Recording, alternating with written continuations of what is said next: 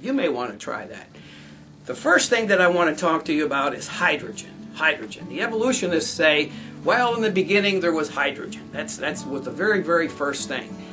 You know, I've looked at this argument, and here's how I would paraphrase it. I would submit to you that the evolutionist definition of hydrogen is this: a clear, odorless, colorless gas which, given enough time, eventually becomes a human being. There you go. Where'd you come from? Hydrogen.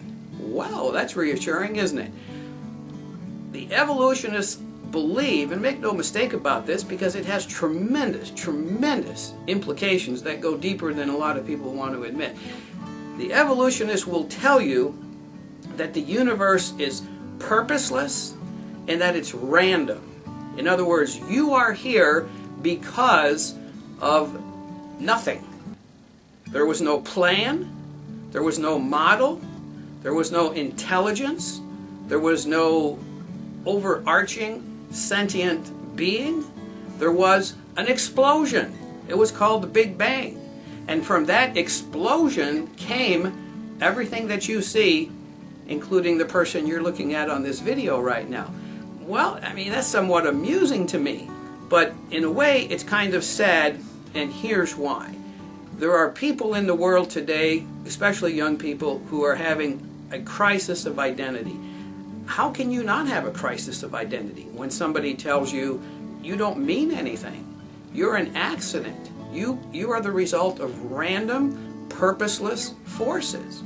Well, you know, that's not what creation teaches. That's not what Christianity teaches. That's not what the Bible believes.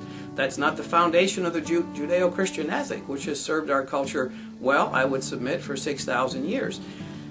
That ethic says you are the product of a creation in the image of an all-knowing, all-loving, all-encompassing God. He created you in His image. He sacrificed His Son for your redemption. You know, that's reassuring. That makes me feel like I am somebody.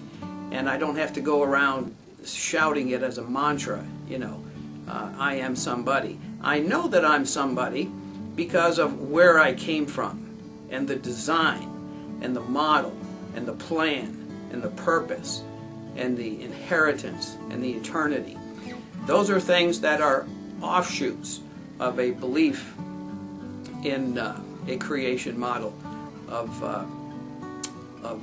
the universe. Now, evolution has some problems. Okay, there have been a number of books written about it, and I'm going to talk about just a few of them here in the time we have. One of the things that I love to point out, and I just love to say to evolutionists, can you explain this? Can you please explain this? And of course what they do, you know, la la la la la. But here's what it is.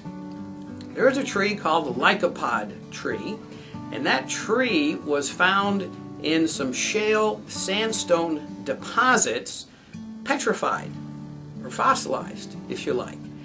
And the difference between the shale strata, the layer of rock, and the sandstone layer of rock is about 10 million years.